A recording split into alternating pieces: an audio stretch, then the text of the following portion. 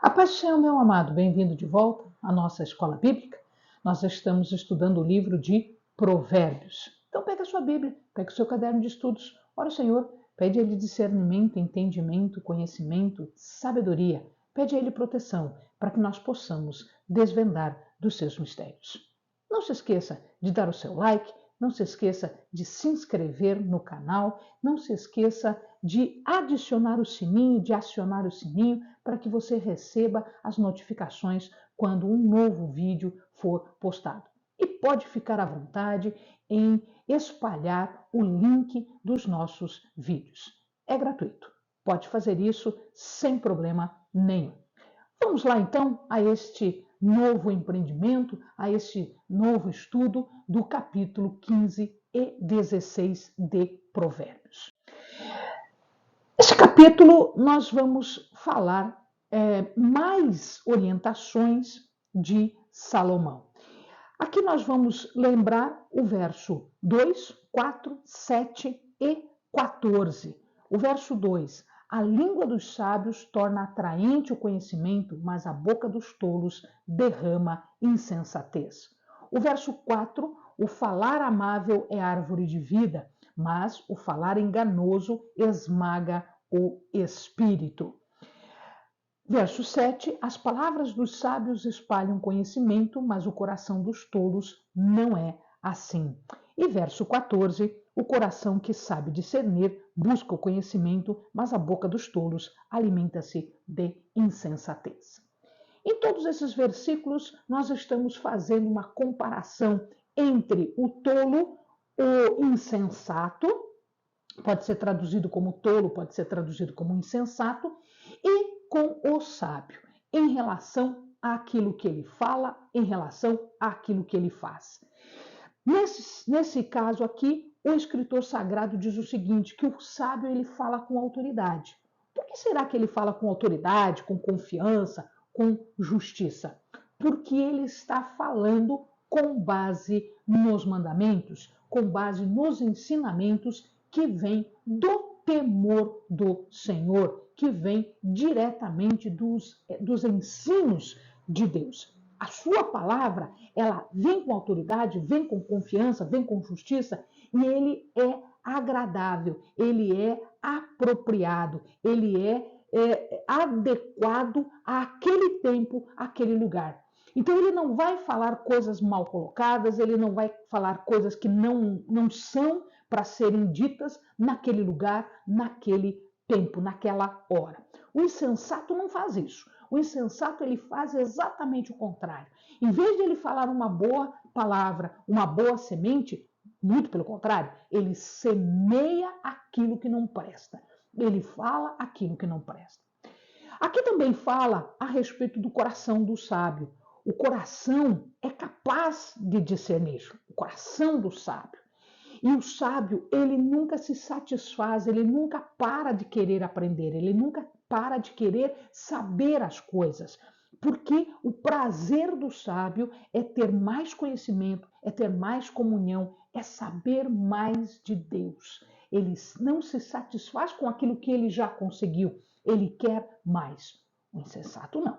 O insensato tem uma conversa boba, uma conversa tola, uma doutrina falsa.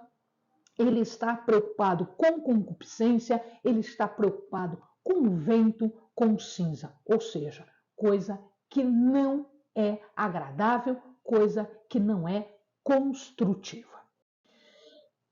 O verso 5 e o verso 6 falam o seguinte: o insensato faz pouco caso da disciplina de seu pai, mas quem acolhe a repreensão revela prudência. A casa do justo contém grande tesouro, mas os rendimentos dos ímpios lhes trazem inquietação. Aqui ele está falando do perverso, ele está falando do tolo, do insensato, que é ruim, aquele que não é só bobo, não é só tolo, não é só insensato, mas aquele que procura zombar, procura perverter. Ele é perverso, ele é mau. A palavra que ele usa aqui é selep, que quer dizer perverso. Se nós formos traduzir a palavra selep no original, ele quer dizer traiçoeiro. Então, a tradução na nossa Bíblia aparece perverso. Mas, na verdade, a gente tem uma outra palavra para esse cara. Ele é traiçoeiro, ele é torto, ele é falso. Ele fala de tesouros em casa. Não existiam bancos naquela época, portanto, as coisas eram guardadas em casa. Estas coisas eram de valor, poderia ser um valor material, mas também podia ser um valor espiritual, um valor de alma, de espírito, de comportamento. O valor que se tem em determinadas coisas, em determinados caminhos. O verso 9 até o verso 11 fala desse caminho. O Senhor detesta o caminho dos ímpios, mas ama quem busca a justiça. Há uma severa lição para quem abandona o seu caminho. Quem despreza a repreensão morrerá. A sepultura e a destruição estão abertas diante do Senhor, quanto mais os corações dos homens. O que ele está tentando dizer aqui? Ele está tentando dizer o seguinte: este sensato, este correto, este justo, ele trilha um caminho correto e justo. Este insensato, este corrupto, este perverso, ele trilha um caminho que não é correto. E este caminho que ele trilha é um caminho abominável como ele. Ora, se ele é abominável, o caminho que ele segue também é abominável. Aqui existe uma discussão, né? Porque o abominável aqui, ele é utilizado sempre para as coisas que não são de Deus, para as coisas que não são do Senhor. Então, alguns entendem o seguinte: ele era um israelita, ele nasceu israelita, ele nasceu judeu, ele nasceu hebreu, ele nasceu do povo, mas ele não era, ele não se comportava, ele não tinha um comportamento como o que deveria ser, exatamente porque ele não trilhava esse caminho, ele não queria ser assim, ele zombava, ele escarnecia das coisas santas, das coisas de Deus. Aqui ele fala de destruição e sepultura. Ele está usando uma palavra que é Sheol, que naquela época era utilizada como sinônimo de sepultura. Então, Sheol seria sepultura. Depois, com o tempo, passou a ser um local onde as pessoas ficavam, onde as pessoas sofriam exatamente porque não tinham andado no caminho correto. Ele fala também de destruição, ou Abaddon. Abaddon é abismo, ou seja, é um lugar de trevas, é um lugar de destruição, é um lugar ruim, afastado. Ele está dizendo o seguinte: se o que é sepultura, se o que é destruição, abismo, não é oculto para Deus, imagina o coração do homem.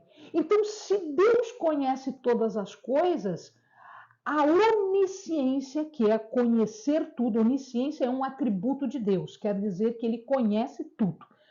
Ele consegue olhar para dentro do homem, olhar o coração dos homens, e ele consegue ver a verdade que está ali.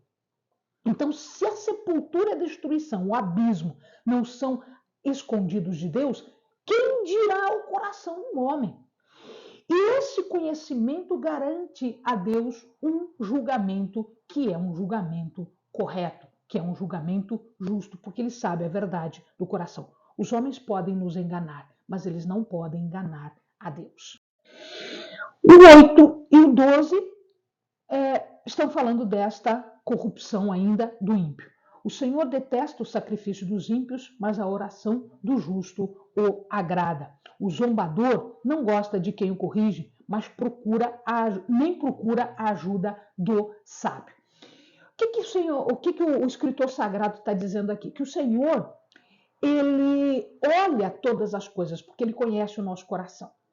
Então, quando este que é corrupto, ele também ia no templo, ele também fazia os sacrifícios. Como Jesus condenou aqueles hipócritas que falavam as coisas, que ensinavam as coisas, mas que não faziam o que eles ensinavam, né? E esse ímpio, esse corrupto, ele ia para o templo e fazia o sacrifício.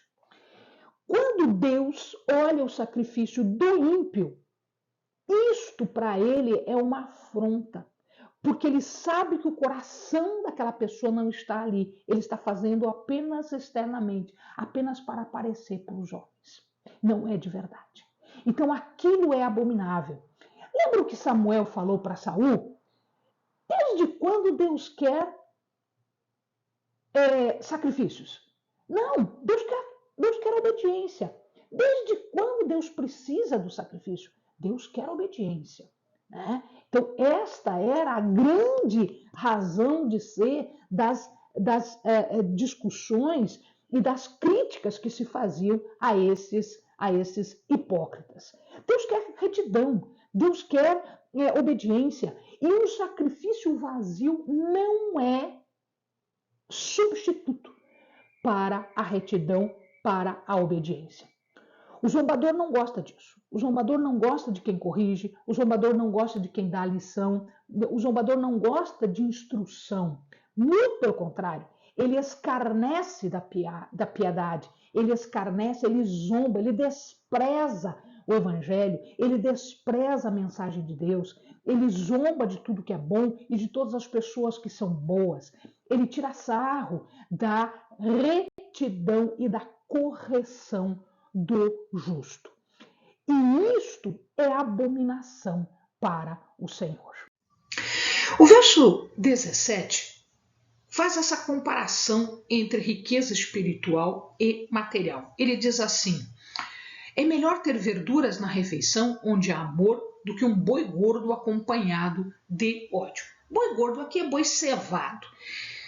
Ele está falando, então, entre duas situações diferentes. Ele está falando entre aquela riqueza que não compra a felicidade, que não compra a paz, não compra nada que seja bom.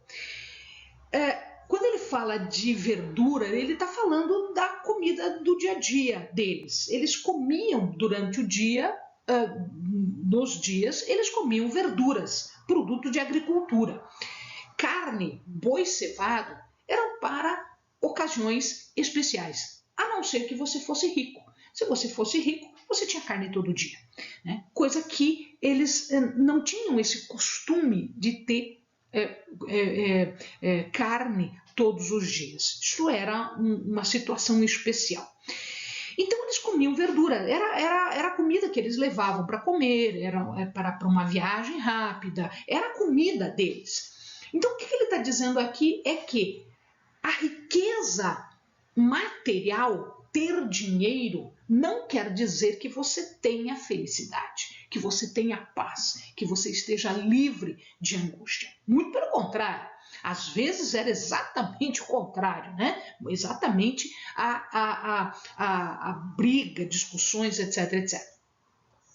Então, essa riqueza que não compra felicidade é contraposta à situação daquele que era remediado, que era não pobre, mas remediado, que tinha a comida do dia a dia, mas que eventualmente comia boi cevado num caso especial. O verso 24 fala deste caminho ainda que conduz para cima. Veja lá, o caminho da vida conduz para cima quem é sensato, para que ele não desça à sepultura. O que está acontecendo aqui? Lembram do Sheol, que a gente falou agora há pouco? O Sheol era um local de sepultamento, era uma sepultura. Então se escavava e colocava-se o corpo ali. Então este caminho bom, o caminho da vida, é aquele que tira da sepultura.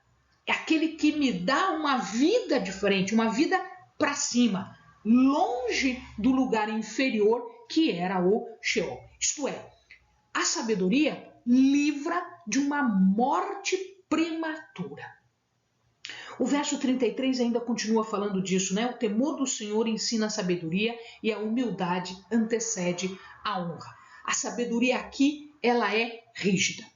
Queridos, se nós queremos ter sabedoria, entendimento, conhecimento, discernimento, nós precisamos ser disciplinados.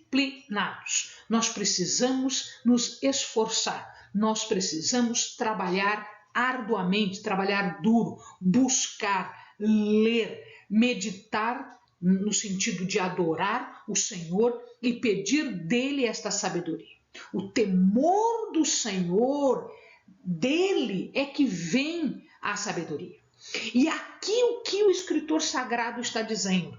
Que a sabedoria não é só a porta, né? O temor não é só chegar até a sabedoria. O temor do Senhor é andar por ele.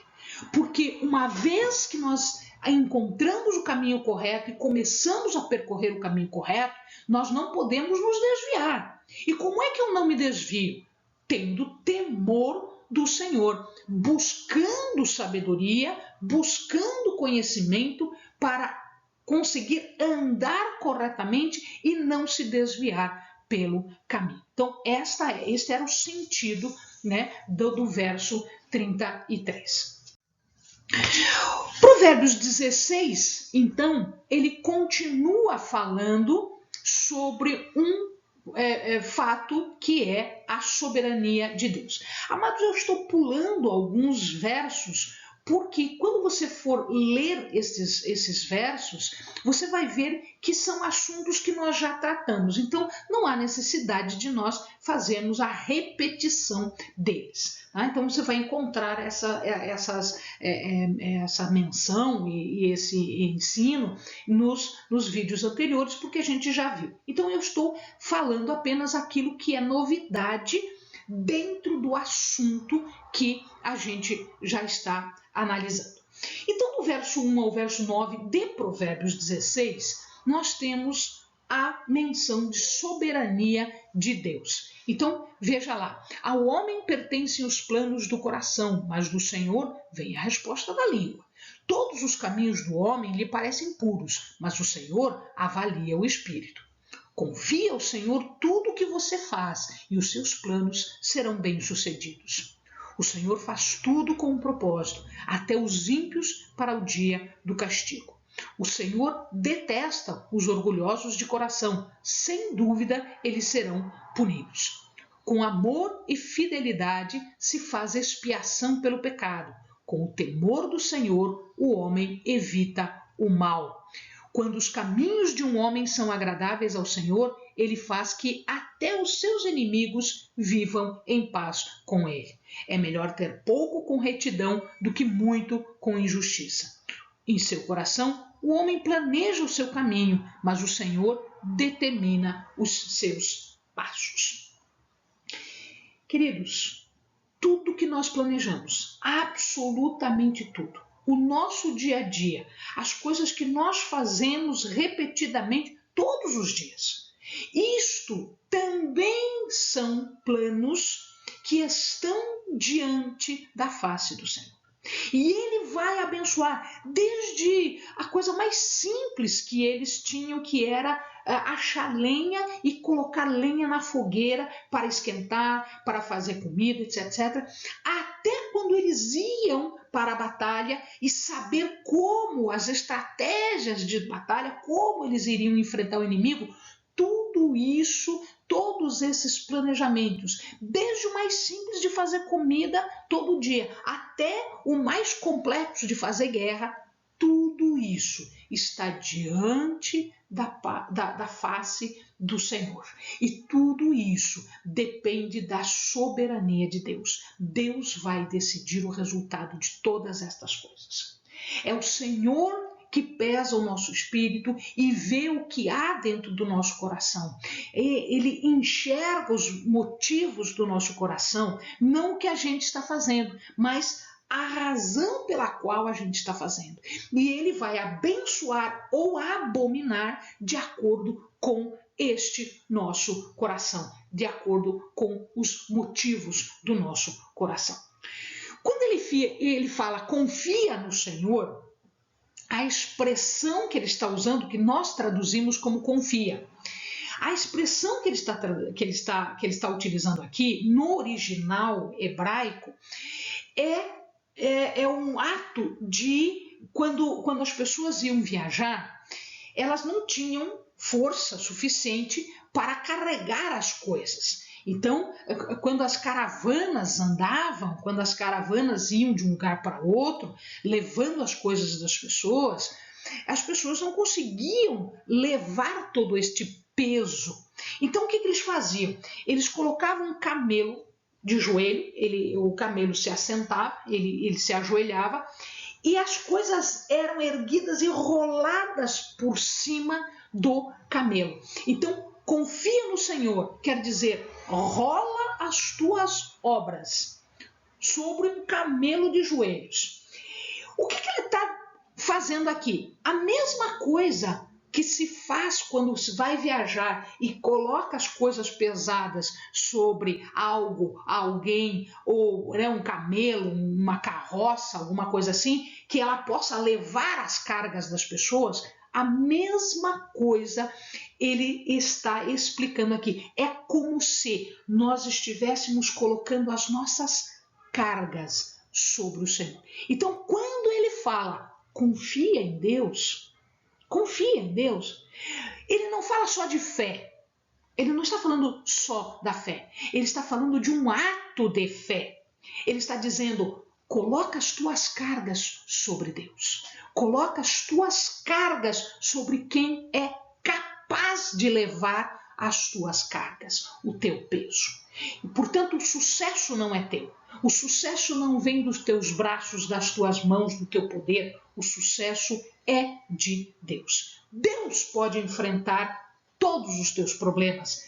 Deus pode enfrentar todos os teus inimigos e levar as nossas cargas. Isto nós não conseguimos fazer. É isso que diz esta passagem de 1 a 9. Não há nada sem solução.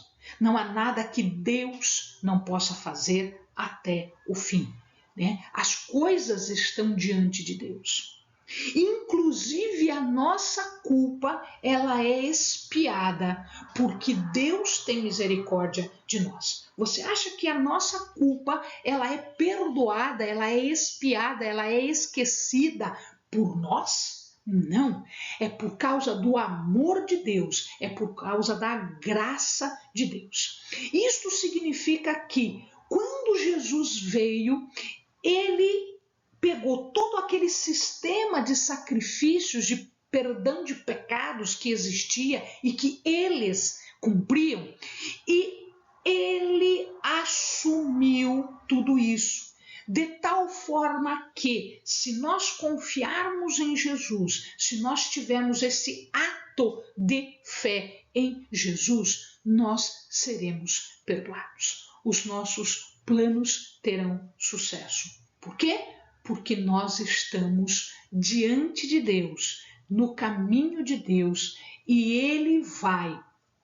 Não interessa como você traça o teu plano, ele vai fazer de acordo com a vontade dele para o nosso bem, para que nós sejamos abençoados, agraciados com as coisas de Deus. O 10 a 15 ele fala ainda sobre fardo, mas agora um outro fardo. Ele fala assim, os lábios do rei falam com grande autoridade, sua boca não deve trair a justiça. Balanças e pesos honestos vêm do Senhor, todos os pesos da bolsa são feitos por ele.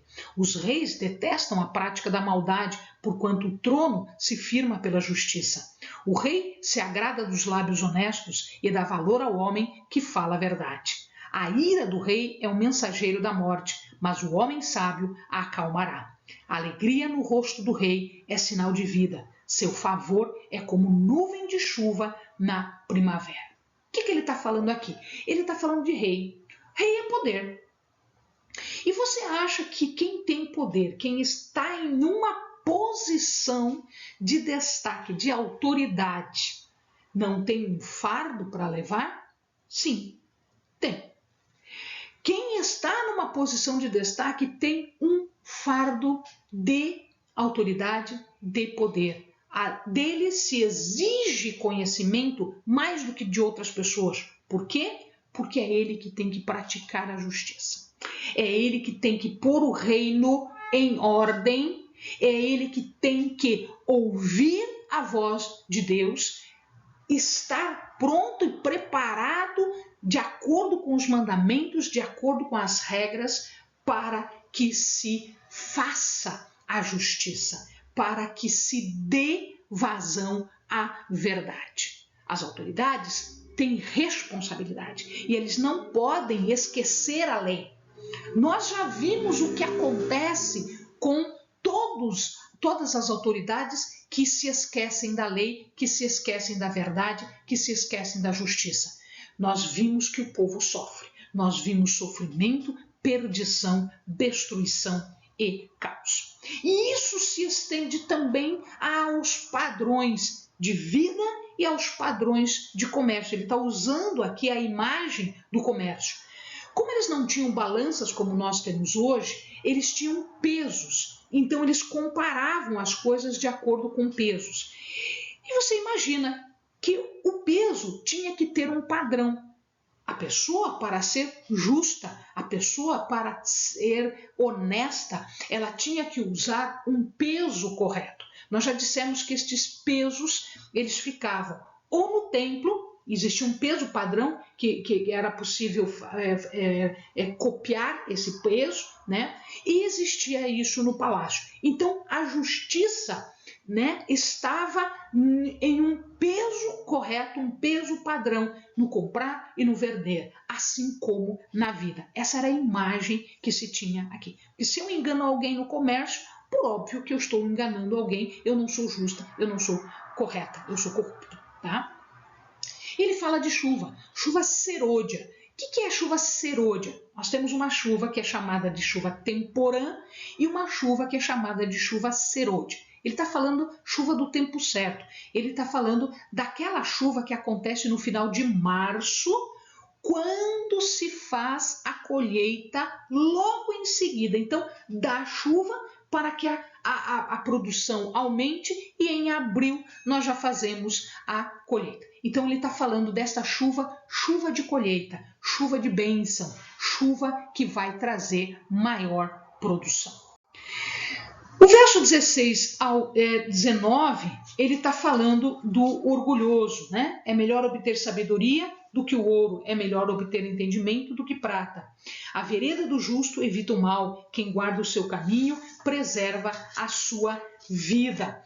O orgulho vem antes da destruição, o espírito altivo antes da queda. Melhor é ter espírito humilde entre os oprimidos do que partilhar despojos com os orgulhosos. Então, o orgulhoso, ele está dizendo que ele é melhor do que Deus. Portanto, ele está se opondo a Deus. Ele está criticando Deus. Por quê? Por que ele critica Deus? Porque ele se acha superior aos outros. Ele se acha superior ao próximo. Então, ele se opõe ao próximo. Ele se coloca na posição de Deus. O verso 20 ao 23 fala sobre a palavra. Quem examina cada questão com cuidado prospera, e feliz é aquele que confia no Senhor. O sábio de coração é considerado prudente. Quem fala com equilíbrio promove a instrução. O entendimento é fonte de vida para aqueles que o têm, mas a insensatez traz castigo aos insensatos. E o 23, o coração do sábio ensina a sua boca e os seus lábios promove a instrução. Então, de novo, ele está falando o quê? Que a boca fala daquilo que o coração está cheio. Está cheio. A lei é um manual para a nossa vida. Isto é, nós devemos agir de acordo com o nosso guia, com o nosso manual. O sábio se livra dos problemas porque ele sabe o que, quando, como e onde agir e principalmente falar, que é o fato aqui, que é a passagem que nós estamos vendo. Do 24 ao 30, estamos falando sobre questões de homens bons e homens maus de novo. Então nós temos ali, as palavras agradáveis são como um favo de mel, são doces para a alma e trazem cura para os ossos. Há caminho que parece reto ao homem, mas no final conduz à morte. O apetite do trabalhador o obriga a trabalhar, a sua fome o impulsiona. O homem sem caráter maquina o mal, suas palavras são um fogo devorador. O violento recruta o seu próximo e o leva por um caminho ruim. Quem pisca os olhos planeja o mal, quem franze os lábios já o vai praticar. Isso, até o 30. Então aqui o que nós estamos vendo? Comportamentos de corrupto. Fala de corrupto, maneira de ser de um corrupto. Quando nós falamos com doçura, a doçura, o falar com cuidado para as pessoas, não é uma coisa supérflua, não é uma coisa sem sentido. Se nós podemos ser gentis, isso vai trazer benefício. Benefício não só para nós que estamos usando disso, até porque o nosso coração está cheio de doçura e, portanto, a gente fala com gentileza, com doçura. Mas isso também é um benefício físico, mental, espiritual para a pessoa, não só para nós, mas para ela também. Essa má vontade que ele está falando aqui são os complôs, são as murmurações, é aquela valentia, é aquele falar violento, né? Aquela malícia no falar, aquela sutileza que é maligna, que você fala uma coisa, mas quer dizer outra e fica provocando a pessoa. Quando ele chama de homem de Belial, ele está dizendo que é um homem do mal. A expressão aqui traduzida no original é homem sem valor. Mais para frente, pouquinho mais para frente, eles começam a usar a expressão Belial como sinônimo de Satanás, como sinônimo do diabo. Quando ele fala em cavar, né? Ele está cavando, ele está enredando, é como se ele fizesse em volta um fosso, como se ele estivesse cavando em volta para que a pessoa não pudesse escapar.